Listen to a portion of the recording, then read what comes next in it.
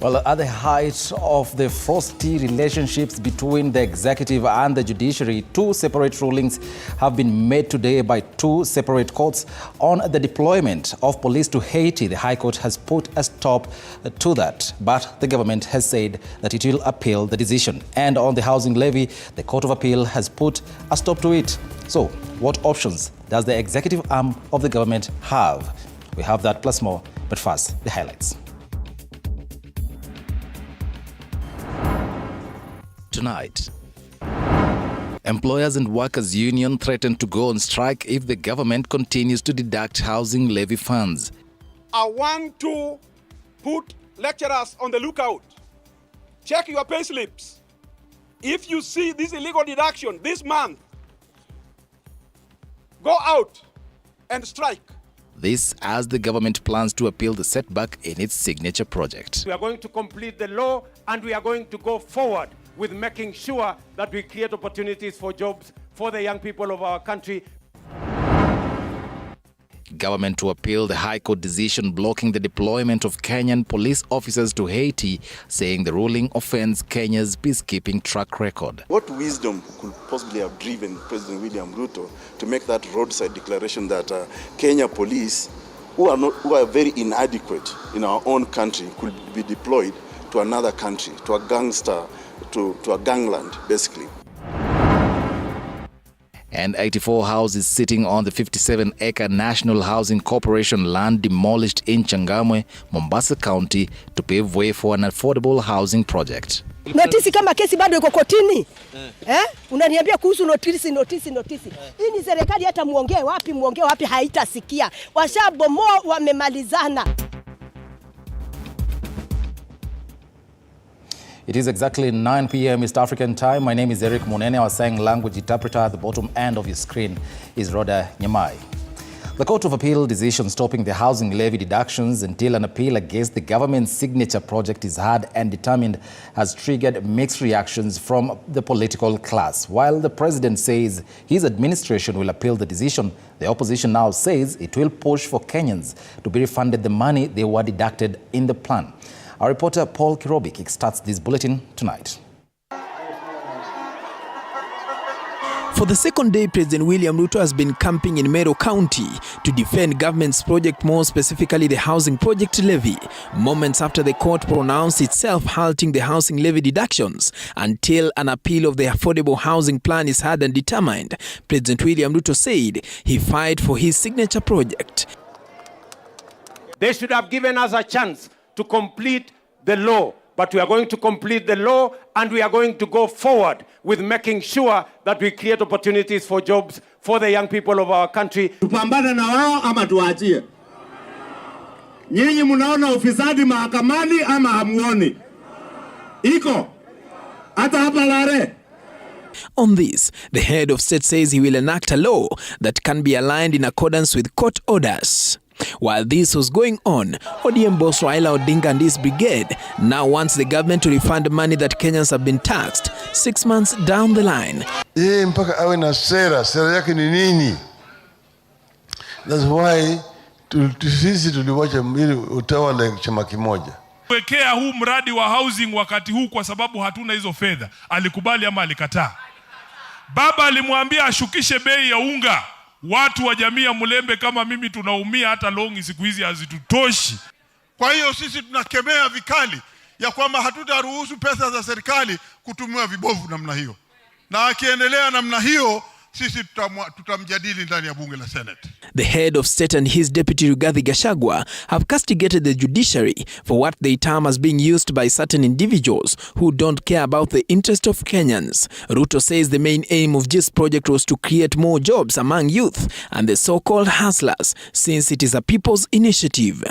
Mimi nataka niwaambie wale wameenda kotini ati kuzuia hii mpango ya housing.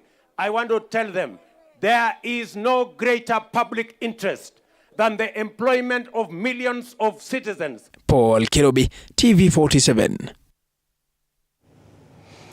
Still on the same, after the Court of Appeal, I beg your pardon, the three-judge bench sided with the High Court's decision that the housing levy was unconstitutional. Kenyans have expressed their reactions on the same, with many lauding the decision. Most Kenyans are now calling on the courts to move further and give more orders on refunding the deducted money from Kenyans, saying that the housing levy was only targeting those with payslips, which they termed as unfair process. They also called upon the executive arm of the government, led by President William Ruto, to adhere with the court orders. Tunaheshimu maamuzi ya koti yetu tukufu ya Kenya, kwa sababu wamesema mambo ya ulipaji wa ujengaji wa nyumba haifai. Hata mimi kama Mkenya ningesema tu jizi koti imesema, kwa sababu huwezi kulazimisha mtu umujengee nyumba na huyo mtu akona kwake na huyo mtu hana budget ya kujenga nyumba. Ingekuwa mzuri sisi watii mahakama na tufuate sheria sisi wote, kwa sababu katiba yetu inasema kwamba hakuna mtu yoyote ambaye ako juu ya sheria. Kwa hivyo ningeomba watii mahakama. Ni wakati ambao umefika mahali hata rais yeye mwenyewe ambao ni rais wetu wa Jamhuri ya Kenya aliapishwa na hiyo mahakama, na wakati aliapishwa na akasema kwamba yeye ndiye rais wa Jamhuri ya Kenya. Sisi kama Wakenya ambao hatukumchagua na wale wengine walimchagua, tuliheshimu uamuzi wa mahakama na tukakubali kama rais wetu wa Jamhuri ya Kenya. Kwa hivyo ningeomba kwamba hata yeye kulingana na uamuzi wa mahakama, kwa sababu mahakama inaongea kuhusu sheria na inaongea haki ya kila Mkenya na ni vizuri kutii. Kwa hivyo ningeomba rais wetu wa Jamhuri ya Kenya, Honorable William Ruto, ni vizuri uheshimu mahakama na uamuzi wa leo ufuate namna hiyo. I'm not happy with the decision of the court because we need those houses to be built. I support the housing levy 100% because in one way or the other we need our country to have affordable housing. That is not something to give a question about. Yeah, there are people who don't have different views depending on their school of thought. But if you look to Malaysia and Singapore, you'll see that those countries they started like in that direction. I don't think it is right for the government to tax Kenyans who most of them wenye already wako na nyumba. Kenyans don't have a problem with houses. Kenyans have a problem with the cost of living. Those are the issues that are affecting us most. We don't have a problem with where to live, but so I don't feel like it is fair for the government to tax Kenyans, and then at the same time you'll get taxed and then you'll pay for that house, for the affordable house that you have already been taxed for. Now, President William Ruto today suffered a second blow in a day after the High Court blocked the government from deploying the Kenyan police to fight gangs in Haiti. Despite the police slogan being Utumishi kwa wote, Justice Chacha Mwita has today ruled that the deployment will be unconstitutional. Kisewa Imori with the details. In this petition, there is no doubt that Parliament cannot determine whether the impugned sections are unconstitutional. The government has been dealt a blow after the High Court halted a UN-backed plan to deploy 1,000 police officers to Haiti to fight gangs and restore peace. In the ruling, Justice Chacha Mwita said the Constitution only allows members of the Kenya Defence Forces, the Kenya Army, the Kenya Air Force and the Kenya Navy to be deployed to keep the peace outside the country. Justice Mwita said that Article 240 of the Constitution allows the National Security Council to deploy defense forces when requested by the United Nations Security Council. The judge further explained that the Kenyan law only allows the government to deploy police officers to another country if a reciprocal agreement exists between Kenya and the host nation. The manner currently intended for deployment of police officers is unconstitutional, null and void. The court has emphasized that if any deployment is to happen, then it has to respect Section 107, 108, and 109 of the National Police Service Act. Third Way Party leader Dr. Ikuru Okot, who took the case to court, and lawyer Evans Ogada, who represented the Law Society of Kenya, emphasized the need for those in government to concentrate on security in the country, with some areas still in a state of insecurity, before going out to help other nations. I come from a place called Kapedo. Maybe many of you have heard about Kapedo. It's a battleground.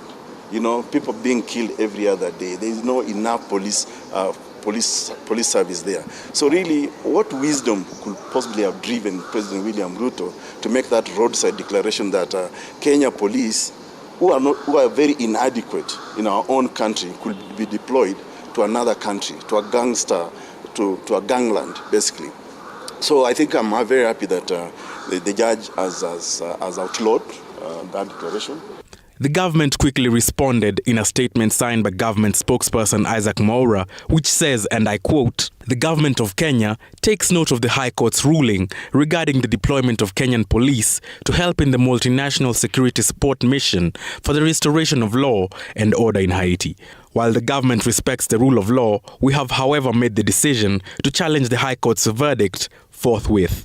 Haiti is still in a perilous state, as just on Wednesday, violence escalated as a heavily armed gang surrounded a hospital in the capital of Port-au-Prince, with kidnapping and rape becoming more rampant in the capital city. My brother, how are you? Last year, Kenya had volunteered to lead a multinational security force in Haiti to quell gang violence. Kisewa Emory reporting for TV47, Nairobi. Well, moving on, while the judiciary gave its verdict on the housing levy deductions, the government was, on the other hand, carrying out a demolition exercise in Changamwe, Mombasa, in order to pave way for the disputed housing project. The tenants say that they had been asked to move into complete affordable housing units on a deposit of 50,000 Kenya shillings and monthly rent of 15,000 shillings, which they refer to as expensive, since most of them pay rent between 4,000 and 7,000 shillings. Tonight, at least 84 families living at this 57-acre National Housing Corporation land had to find alternative shelter after what they called home for years was reduced to rubble.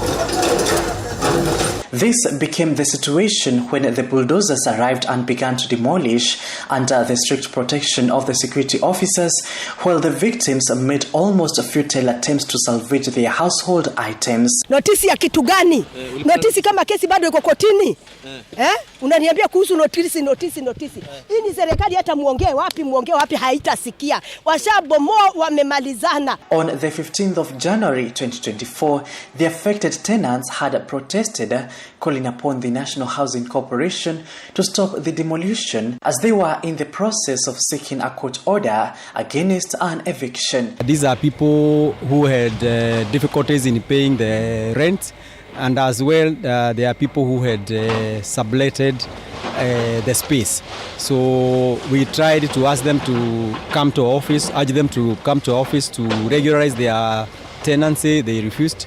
So, and we had no option other than, taking the possession of houses which are rightfully ours. Towards the end of last year, NHC is alleged to have permitted the demolition of more houses, where 84 were targeted out of 700 tenants living in the estate. They had been given an alternative to move into already completed affordable housing units, but on a deposit of 50,000 Kenyan shillings and a monthly pay of 15,000. Kuna watu waliambiwa waende huku, kuna watu hawakuambiwa waende. Kama mimi sijaitiwa nyumba.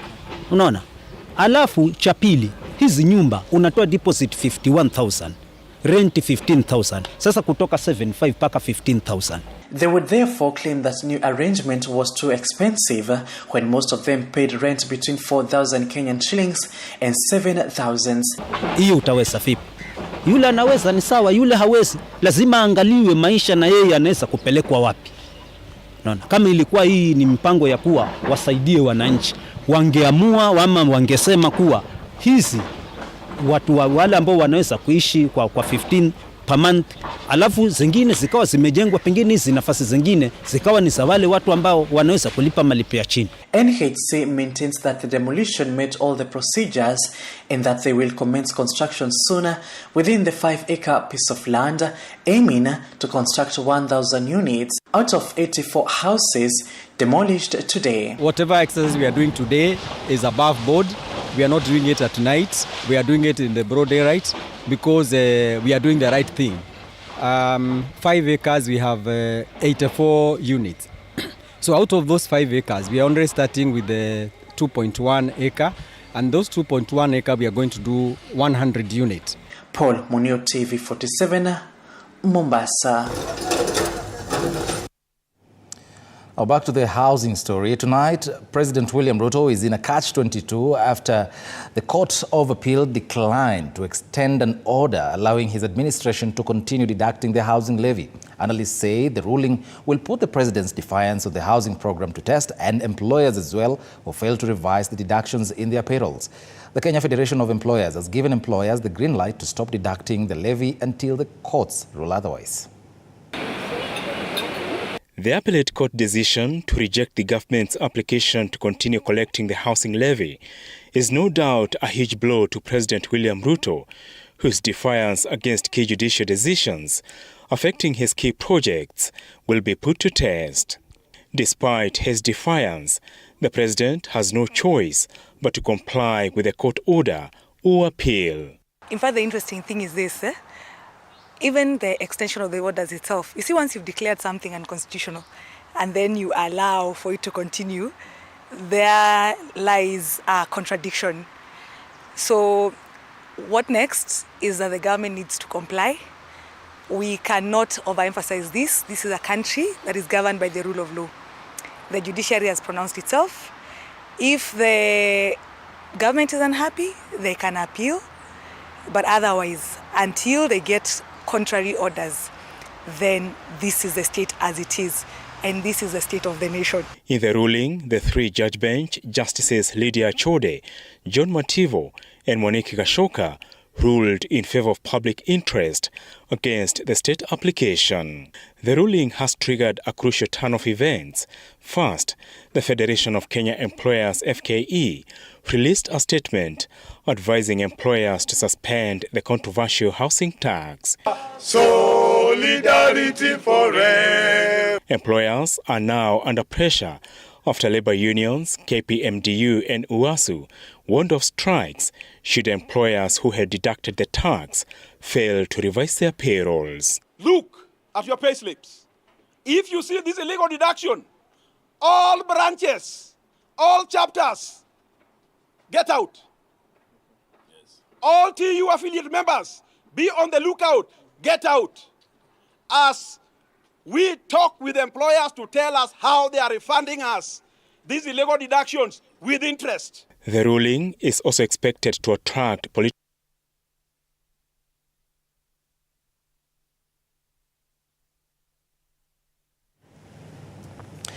A Kiharu Member of Parliament, Ndindi Nyoro, has denied the existence of any supremacy battles with Deputy President Rigathi Gachagua, saying they are not focused on who becomes what in 2027.